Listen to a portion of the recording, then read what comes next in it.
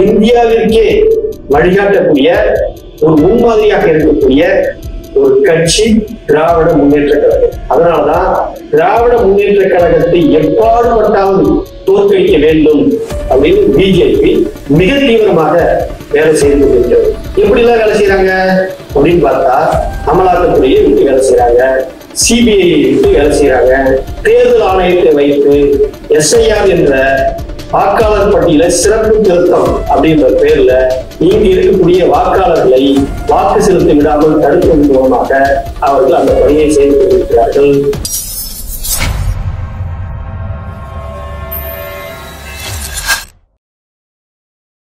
உங்கள் போட்டியின் முகவரி பார்வையாளர்களுக்கு வணக்கம். 2026 சட்டமன்ற தேர்தல் எப்படி இருக்கும், யார் வெற்றி பெறுவார்கள், எப்படியெல்லாம் இந்த தேர்தல் முன்னெடுக்கப்படுகிறது அப்படின்னு இன்னைக்கு பல்வேறு விதமான கருத்து கணிப்புகள், விவாதங்கள் நடந்து கொண்டிருக்கிறது. நாமும் நம்மளுடைய பார்வையை இது எப்படி ஆகும் அப்படின்றதை இந்த காணொலியில் பார்க்கிறோம். 2026 சட்டமன்ற தேர்தல் இந்தியாவிலேயே தமிழ்நாட்டில் நடக்கப் போகின்ற அந்த தேர்தல் மிக மிக முக்கியமான தேர்தல். ஏன் இந்த தேர்தல் மிக முக்கியமான தேர்தல்?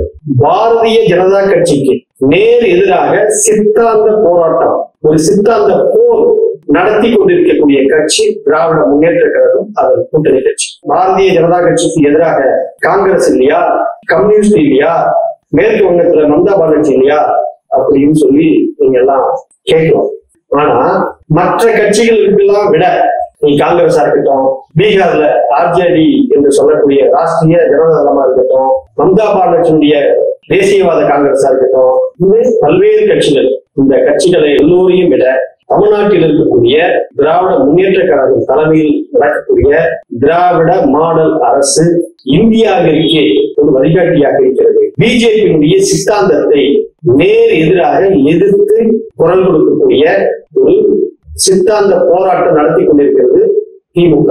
இப்ப 2021 திமுக ஆட்சிக்கு வந்த உடனே இவர்கள் செய்த சில சாதனைகள், சில வழிகாட்டுதல்கள் இந்தியா முழுக்க பின்பற்றப்படுகிறது. குறிப்பாக மகளிர் உரிமை தொகை இன்னைக்கு மகாராஷ்டிரா மாநிலத்துல அதை கொடுத்து கொண்டிருக்கிறாங்க, கர்நாடகாவில் கொடுக்குறாங்க.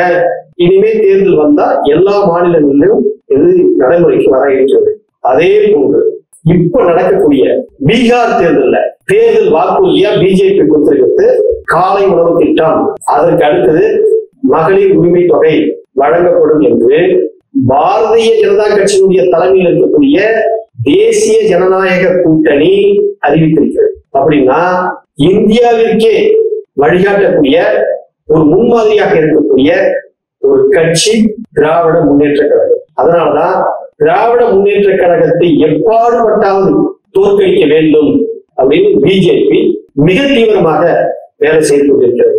எப்படி எல்லாம் வேலை செய்யறாங்க அப்படின்னு பார்த்தா, அமலாக்கத்துறையை விட்டு வேலை செய்யறாங்க, சிபிஐ விட்டு வேலை செய்யறாங்க, தேர்தல் ஆணையத்தை வைத்து SIR என்ற வாக்காளர் பட்டியல சிறப்பு திருத்தம் அப்படின்ற பெயர்ல இங்கு இருக்கக்கூடிய வாக்காளர்களை வாக்கு செலுத்த விடாமல் தடுப்பதன் மூலமாக அவர்கள் அந்த பணியை செய்து கொண்டிருக்கிறார்கள்.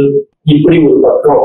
அதற்கு அடுத்தது அதிமுக பிஜேபி கூட்டணியில ஒரு பக்கம் தவேக தலைவர் விஜயை வைத்து அந்த இளைஞர்களை கொஞ்சம் பெரிதாக விவரம் அறியாத இளம் சிறார்களை வைத்து திமுக அரசாங்கத்துக்கு எதிராக ஒரு கலவரத்தை கொண்டு பண்ணலாம் அப்படின்ற திட்டம். இப்படி திமுகவிற்கு பல்வேறு நெருக்கடிகள், 1-2 கிடையாது. காலு வைக்கிற இடம் கூட கண்ணி வெடி வைக்கிறான்னு சொல்லுவாங்கல்ல, அந்த மாதிரி திமுகவை சுற்றி, திமுக கூட்டணியை சுற்றிலும் திமுக முன்னோடி தலைவர்களை குறிவைத்து அமலாக்கத்துறை இன்றைக்கு காய் நகர்த்த தொடங்கியிருக்கிறது. அதனுடைய ஒரு பகுதிதான் நகராட்சி நிர்வாகத்துல 2500 பேர் பணி நியமனம் செய்தார்கள்.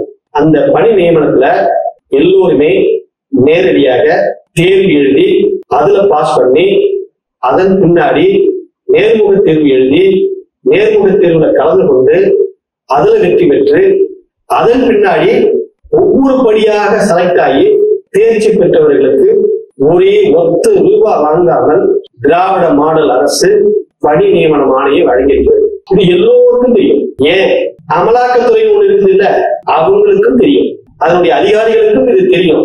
கடைசியா என்ன சொல்றான் அப்படின்னு சொல்லி கேட்டா, 2500 பேர்கிட்டமும் இருக்குல்ல, அதுல ஒரு 150 பேருக்கு தான் காசு வாங்கியிருக்காங்க. என்ன கொடுமை இது? காசு வாங்கினா 2500 பேருக்கு வாங்குவாங்க. இல்ல வெறும் 150 பேருக்கு தான் காசு வாங்கினாங்க. அந்த 150 பேருக்கு எவ்வளவு வாங்கினாங்க அப்படின்னு சொல்லி கேட்டா 888, அதாவது 888 ஒரு நம்பரை கண்டுபிடிச்சு அமலாக்கத்துறை ஒரு கடிதம் எழுதி அது டிஜிபிக்கு அனுப்புது. இது நடைமுறையிலேயே சாத்தியம் இல்லை அப்படின்னு சொல்லி சில அரசியல் கட்சி தலைவர்கள் சொல்றாங்க.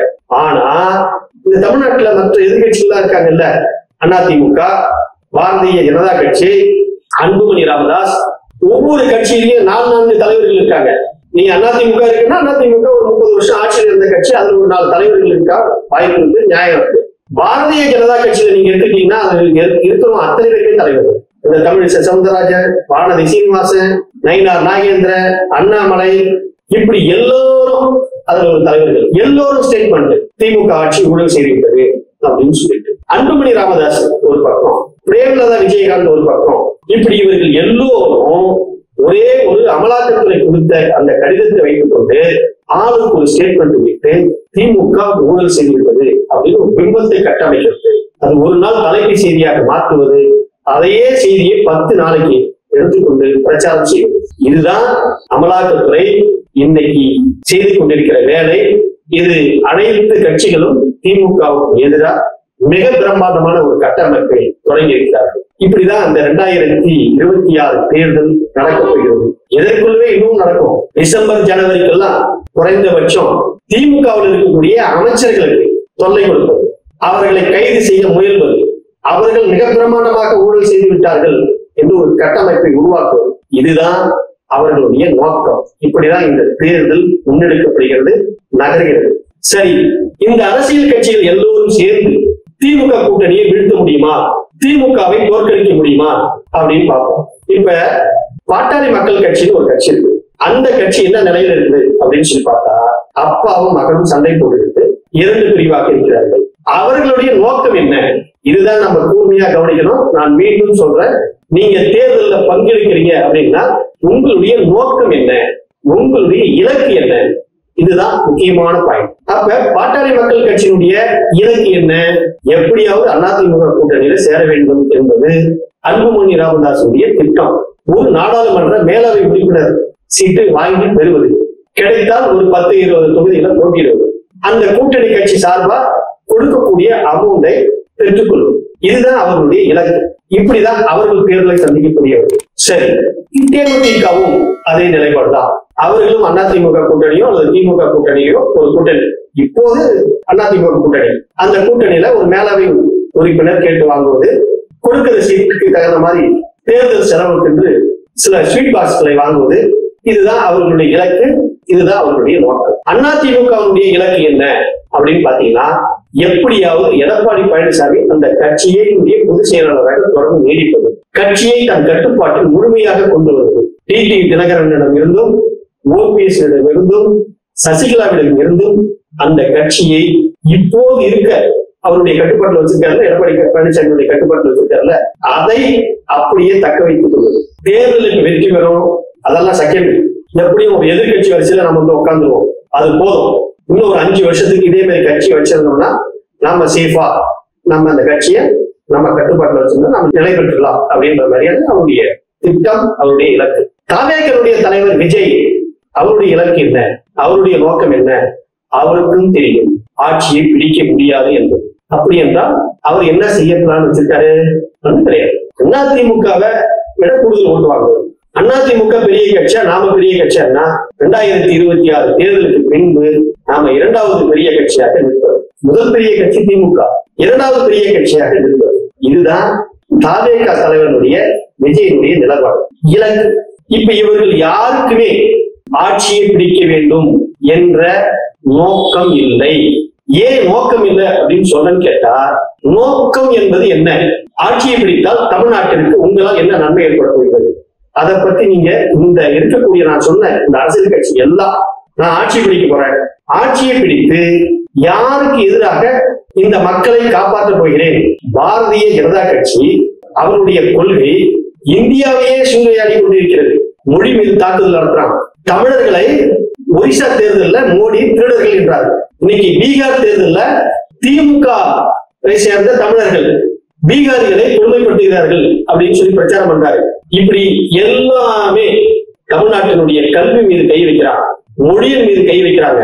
இப்படி எல்லாமே தாக்குதல் நடத்தி கொண்டிருக்கிறார்கள். அதற்கு எதிராக இந்த மக்களை காப்பாற்ற வேண்டும், மொழியை காப்பாற்ற வேண்டும், இனத்தை காப்பாற்ற வேண்டும், தமிழ்நாட்டினுடைய உரிமைகளை பாதுகாக்க வேண்டும் அப்படின்னு சொல்லி இந்த கட்சிகளுக்கு, எந்த கட்சிகளுக்குமே நோக்கம் இல்லை, இலக்கு இல்லை. அதனால திராவிட முன்னேற்ற கழகமும் அதனுடைய தலைமையில் இருக்கக்கூடிய விடுதலை சிறுத்தைகள் கட்சி, மார்க்சிஸ்ட் கம்யூனிஸ்ட் கட்சி, இந்திய கம்யூனிஸ்ட் கட்சி மற்றும் காங்கிரஸ் உள்ளிட்ட இந்த கட்சிகள் மட்டும்தான் இஸ்லாமியர்களை பாதுகாக்க வேண்டும், சிறுபான்மையினத்தவர்களை பாதுகாக்க வேண்டும், தமிழ்நாட்டினுடைய மொழியை பாதுகாக்க வேண்டும், நமது பண்பாடு, நமது கல்வி முறை அத்தனையும் பாதுகாக்கப்பட வேண்டும் என்ற இலக்கு காரணம் அவர்களிடம் மட்டும்தான் இருக்கு. அதனால்தான் மீண்டும் அவர்கள் ஆட்சிக்கு வர வேண்டும் என்ற காரணம் அவர்களிடம் இருக்கிறது. நீ ஏன் ஆட்சிக்கு வரணும்னு கேட்கறதில்ல, இந்த காரணம் அவர்களிடம் மட்டும்தான் இருக்குது. மத்திய அரசாங்கம் எதை செய்தாலும் நாங்கள் ஏற்றுக்கொள்வோம், மத்திய அரசாங்கத்துக்கு தலையாட்டி பொம்மையாக இருப்போம் என்ற நிலைப்பாடு மற்ற கட்சிகள் எல்லாம் இருக்கிறது. திமுக மட்டும் அந்த நிலைப்பாட்டில் இருந்து மாறுபட்டு எதிர்த்து குரல் கொடுத்துக் கொண்டிருக்கிறது. அதனால் வருகின்ற தேர்தலில் 2026 சட்டமன்ற தேர்தலில் திமுக தான் மீண்டும் ஆட்சிக்கு வரும், திமுக கூட்டணி தான் ஆட்சியை அமைக்கும். காரணம் அவர்களிடம் இருக்குது. நாங்க ஆட்சிக்கு வந்தா இதெல்லாம் செய்ய போறோம், நாங்க ஆட்சிக்கு வந்தா இதெல்லாம் செய்யறோம். இந்தியாவிலேயே வளர்ந்த மாநிலங்களில் ஒன்றாக இன்னைக்கு டபுள் டிஜிட்டல் நிலையில இன்னைக்கு வளர்ந்திருக்குது தமிழ்நாடு. அதற்கு காரணம் திராவிட மாடல் அரசு. இந்த ஆட்சி தொடர்ந்தா நாங்கள் இன்னும் வலுவான ஒரு நிர்வாகத்தை கொடுப்போம், மத்திய அரசாங்கத்துக்கு எதிராக தொடர்ந்து போராடுவோம், தமிழர்களுடைய உரிமைகளை பாதுகாப்போம் என்ற இலக்கும் சிந்தனையும் அவர்களிடம் மட்டும்தான் இருக்கிறது. மற்ற கட்சி யாருக்கும் கிடையாது. எல்லோருக்கும் இருக்கக்கூடிய ஒரே காரணம் என்னன்னு கேட்டீங்கன்னா திமுக மீது வெறுப்பு. இப்ப அழிஞ்சிடும் அப்ப அழிஞ்சிடும் எதிர்பார்த்தோம் இல்ல. இதுக்கு அடுத்த கட்ட தலைவர்களையும் ஒருத்தர் கொண்டு வந்து அறிமுகப்படுத்திட்டாங்க. உதயநிதி ஸ்டாலினை கொண்டு வந்து நிறுத்திவிட்டார்கள். அதனால் இந்த கட்சியை அழிப்பது என்பது மிக கடினமானது. அதனால் திமுக மீது வெறுப்பு, திமுக தலைவர்கள் மீது வெறுப்பு. சரி, இந்த வெறுப்பு வெற்றியை கொடுக்குமா? நிச்சயமாக கொடுத்தார். உங்களுக்கான இலக்கும் காரணமும் இல்லாவிட்டால் வெற்றி பெறவே முடியாது. நீங்க இங்கிருந்து ஒரு ஊருக்கு போறீங்க, இங்க இருந்து கோயம்புத்தூர் போறோம் அப்படின்னு சொல்லி கேட்டா கோயம்புத்தூர் போறதுக்கான காரணம் நம்மகிட்ட இருக்குல்ல. இங்க இருந்து பெங்களூர் போறோம், அதுக்கு காரணம் நம்மகிட்ட இருக்குல்ல. நம்ம என்ன பண்ண போறோம், என்ன செய்ய போறோம், நம்மகிட்ட ஒரு திட்டமிடல் இருக்குல்ல. அப்போ பெங்களூர் போறதுன்றது ஒரு இலக்கு. போன பின்னாடி என்ன செய்ய போறோம்? அங்க நமக்கு நிறைய வேலை திட்டங்கள் வச்சிருக்கோம். 3 நாள் வேலை திட்டம், 5 நாள் வேலை திட்டம், 1 வார வேலை திட்டம், 10 நாள் வேலை திட்டம், இல்ல பர்மனெண்டா அங்கேயே தங்க போறோம் அப்படின்றது நம்மகிட்ட காரணம் இருக்குல்ல. அதே மாதிரிதான் தேர்தலில் பங்கெடுக்க போறீங்க அப்படின்னா உங்களுடைய காரணம் என்ன? டிடி தினகரன், ஓபிஎஸ், சசிகலா இவங்களுடைய காரணம் என்ன? எப்படி எடப்பாடி பழனிசாமியை அதிகாரத்துக்கு வந்துடக்கூடாது, அதை தடுத்தாங்க, கட்சியை மீண்டும் அவர்கள் கைப்பற்றியாங்க. இதுதான் அவர்களுடைய இலக்கு. எடப்பாடி பழனிசாமியுடைய இலக்கு என்ன? இவர்களிட்ட காட்சியை விட்டுறக்கூடாது, இந்த கட்சியை பர்மனெண்டா நாமளே வச்சுக்கணும். இது இவருடைய இலக்கு. இப்ப இவங்க எப்படி ஆட்சியை பிடிக்க முடியும்? வாய்ப்பு இல்லை. புதிதாக தொடங்கப்பட்ட நாம் தமிழர் கட்சிக்கு என்ன இலக்கு இருக்குது?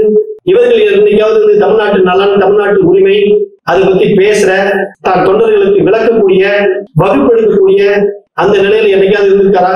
இல்ல. அவருக்கே தெரியாது அவர் என்ன இலக்குல பயணம் பண்ணிட்டு இருக்காரு, என்ன காரணத்துக்காக கட்சியை தொடங்குறாருன்ற அவருக்கே தெரியல இன்னமும். அதனால் 2026 சட்டமன்ற தேர்தல் மிக மிக முக்கியமான தேர்தல். அதுவும் குறிப்பா தமிழர்களுக்கு, தமிழ்நாட்டு நலனுக்கு மிக முக்கியமான தேர்தல் 2026 சட்டமன்ற தேர்தல். அதுல என்னுடைய பார்வையில நான் வெறுப்பு எதுவுமே இல்லாம நான் சொல்றேன். இப்ப குறிப்பா நீங்க எடுத்துக்க, கணக்கு எடுத்துக்கங்க. 40% ஓட் பேங்க் திமுக கூட்டணியில தான் 55% திமுகவுக்கு எதிரான ஓட் பேங்க். திமுக கூட்டணியை விட திமுகவுக்கு எதிரான இருக்கக்கூடிய ஓட் பேங்க் அதிகம் தான். ஆனால் இவர்கள் எல்லோரும் ஒருங்கிணைந்தால் திமுக வெற்றி பெற முடியும். அண்ணா திமுக பாஜக கூட்டணி தமிழ்நாட்டுல எடுபடாது. பாரதிய ஜனதா கட்சிக்கு எதிர்ப்பு ஓட்டுகள் கணிசமா தமிழ்நாட்டில் இருக்கு. குறிப்பா இஸ்லாமியர்களும் கிறிஸ்தவர்களும் எதிர்த்துதான் ஓட்டு போடுவாங்க. 15% ஓட் பேங்க் சாலிடா பிஜேபிக்கு எதிரான ஓட் பேங்க். அப்ப அந்த அதிமுக பாஜக கூட்டணி எடுபடாது. டிசம்பர் மாதத்துக்கு பின்பு தாவேக அவங்க கூட சேர்ந்துடும், அதனால வெற்றி பெற்றுவாங்க அப்படின்னு ஒரு கணக்கு போட்டுட்டு இருக்காங்க, சொல்றாங்க. தாவேகாவில் இருக்கக்கூடிய ரசிகர்கள் அந்த கட்சியினுடைய இன்னும் அவர்கள் தொண்டர்களாக மாறவில்லை. அவர்கள் எல்லோரும் ரசிகர் என்ற மனப்பான்மையிலே தான் இருக்கிறாங்க. அப்படின்னா தாவேகாவுடைய தலைவர் விஜய் அவர்களை மிகப்பெரிய ஒரு ஹீரோவாக பார்க்கிறார்கள். என் தலைவனால் இந்த உலகத்தில் எது வேண்டுமானாலும் செய்ய முடியும் என்ற கற்பனை பிம்பத்தில் இருக்கக்கூடிய ரசிகர்கள் விஜயனுடைய ரசிகர்கள். அமெரிக்க தேர்தல் நின்னா கூட விஜய் வெற்றி பெற்று விடுவார் அப்படின்ற கற்பனை எல்லாம் இருக்கான். இந்த பிள்ளைகள் கூட இருக்கிறது அப்படிதான் இருக்காங்க. அவர்கள் அதிமுகவுடன் கூட்டணி வைத்தால் ஒரு வயதும் ஒன்று போட மாட்டார். தாவேகாவுடைய செல்வாக்கு ஒட்டு மொத்தமா சரிஞ்சிடும். இப்ப தாவேகா கூட வேற யாருதான் கூட்டணிக்கு வருவாங்க அப்படின்னு பார்த்தா அதுவும் இங்க பேசப்பட்டுக் கொண்டுதான் இருக்கிறது. அண்ணாமலை பிஜேபியிலிருந்து பிரிந்து தனி கட்சி தொடங்க போகிறார் என்றும் ஒரு பேச்சு அடிப்பட்டுக் கொண்டிருக்கிறது. அண்ணாமலை, டிடிவி தினகரன், ஓபிஎஸ், செங்கோட்டையன் இவர்கள் எல்லோரும் ஒருங்கிணைந்து தாவேகா உடன் கூட்டணி வைப்பது என்று ஒரு கருத்து பரவலாக பேச செய்யும். சரி, இது என்னவா இருக்கும், இது வெற்றி பெறுமா அப்படின்னு சொல்லி கேட்டா, தேர்தல்ல ஆட்சி அமைக்கிற அளவுக்கான வெற்றி வாய்ப்பு இவர்களால் பெற முடியாது. அதிமுக பிஜேபி கூட்டணியை விட ஒருபடி மேலான ஒரு வாக்கு வங்கியை பெற முடியும். ஆனால் ஆட்சி அமைப்பது என்பது சாத்தியமில்லை. ஆக நீங்க யாரோடு யார் கூட்டணி வைத்தாலும் 2026 தேர்தலில் திராவிட முன்னேற்ற கழகம் தான் மீண்டும் ஆட்சி வரும். அதுல எந்த விதமான மாற்று கருத்தும் கிடையாது. நன்றி, வணக்கம்.